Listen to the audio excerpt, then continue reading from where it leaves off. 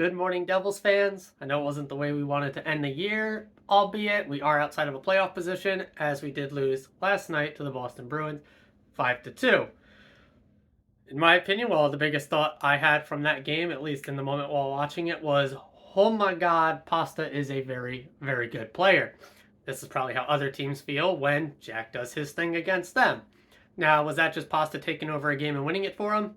No. In my opinion, that was also a big big part on VTech. And so it's kind of the same thing we've already known.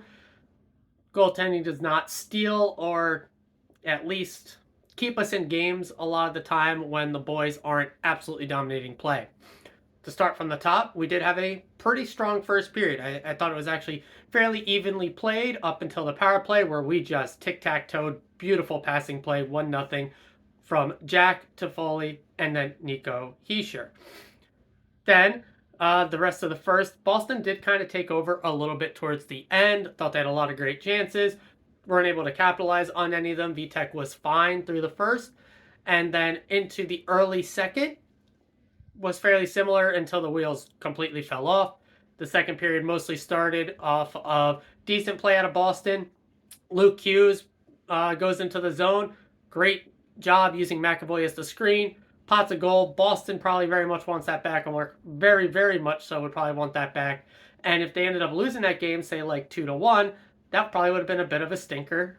They definitely, there's no issue on that first goal. That's just beautiful play. That second goal, you probably want your goaltender to make the save.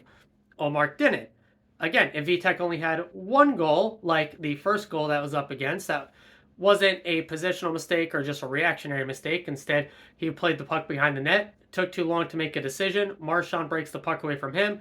He starts scrambling. The boys aren't able to make a successful puck touch. Instead, again, being a bit scrambly, Boston maintains possession. And then VTech gets juked out of his britches on the first goal with, was it Coyle coming around the front and basically tapping it in.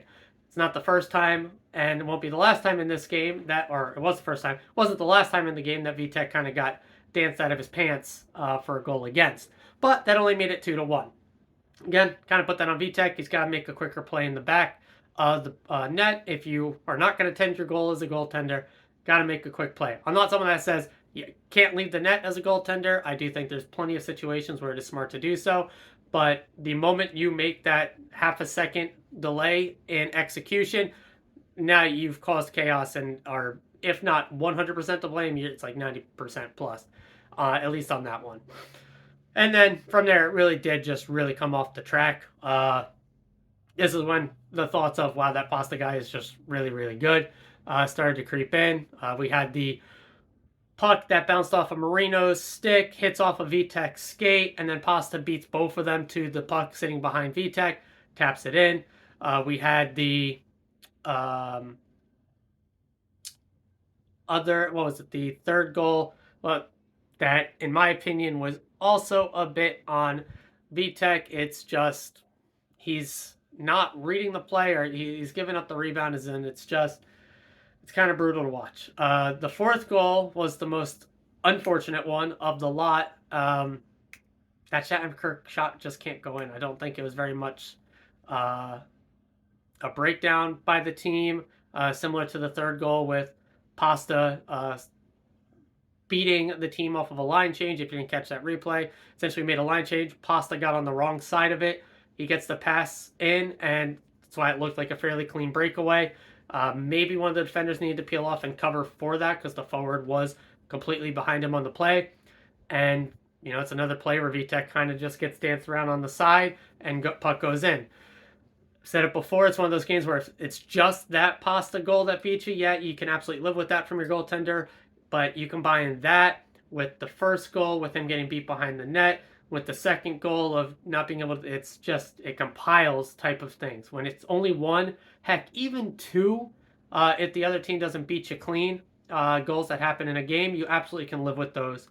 But when it's 3 or 4, that's when it's an absolute struggle. And in this case, that fourth goal coming from Shattenkirk was just almost unexcusable. And then even though they completely dominated the second, we did bounce back pretty good in the third. But then that's really when Olmark and a goaltender that can save their team a bit stepped up. Now, we didn't absolutely dominate, but we had plenty of good chances. The Jack line really did try to pump out some offense there. I thought they played exceptionally well there in the third period, all circumstances given. But Omark made a bunch of good saves. Boston didn't give a lot of chances there to work with. And then inevitably, Boston did score again on the power play, their second power play goal of the night. Could expect, I guess, some regression out of our penalty kill that has been fairly elite in the recent stretch. So I guess it was to be expected to happen at some point. I guess if it's going to compile in a game like this, you'll take it all at once instead of spread out over multiple games. But they did have a pretty nice passing play. I did think the defenders did not help VTech much there. So I don't actually put that fifth and final goal on VTech too much. Instead, I think our PK box was way too widespread. We really let them tear us apart on the passing play. Basically gave Shattenkirk another tap, or gave Shattenkirk a tap in for his second goal. And that covers the goals. Again, third period, I thought we played pretty well. We did put on a lot of pressure. If you don't give up that fourth goal, it's only a one-goal game. They kind of were talking about it on the broadcast. You probably have a much better feel in that third period. Instead, it felt like a mountain to climb given Omark in the net there and how he's played. So that's how it ends the year. Not the best. We are just on the outside looking in for the playoffs, but Capitals are going to continue to fall off. I think the Islanders are also frauds and will fall off. Surprisingly, the Flyers seem very legit. Torts probably, and if they keep on this track, will be Coach of the Year, deservedly so, considering the roster that he has to work with. My gosh, what he has managed to wrinkle out of them has been, that's not the right word, but anywho, it's been phenomenal. So, yeah, it's the end of the year. Enjoy the New Year's. Probably going to go with a bit of a different scheduling release with this show. I'll make that announcement in tomorrow's video for the new year. And that's really going to do it to close out 2023. We're really not that far back from our pace from last year. Yeah, we had the amazing October, November, but we absolutely stunk in December last year. So I think we're only like 6 points back of where we were at this point last year. So if you give that, we have a very condensed schedule for the remainder of the year. A decent number of games in hands on a few of the teams ahead of us, but not all. So should be a good 2024, I think, for us. I'm really not concerned. Dawes does give me a lot of hope. If I think he can get the lion's share of starts, even if we don't make a goaltender trade, if he plays like he did in that one game he's had so far, I think we're in a pretty good spot. There was a Timo injury. We have no news on it, so I can't comment too much. Hopefully, this few-day break and a rest, he's right back to it. Not a huge deal, hopefully, but when you can't find a replay of something very obvious, those are the scary ones. So we'll see how it plays out. And the last thing to talk about for this video is just coming out this morning from James Nichols. If you want to believe his sources, which I believe generally his sources are pretty good. I don't really agree too much on James' takes on a lot of things, but sources seem to be legit. Michael McLeod is being dangled out there as a potential trade piece. Mikey, I think, has absolutely been fantastic. He's a pivotal piece insofar as how we use him. So we are not going to just trade him to trade him. I could see the thought process of he's probably going to cost a lot more than we were expecting, just given his play and usage this year. He is a pending RFA, which very much so increases his value, and would increase his trade piece value. So if the team has always looked at him as a 4C, even though he is playing very much so like a 3C right now, maybe they just don't want to have to pay out what that would cost to keep him in this offseason, and will view him as a piece that other teams very much will pay for, and they would.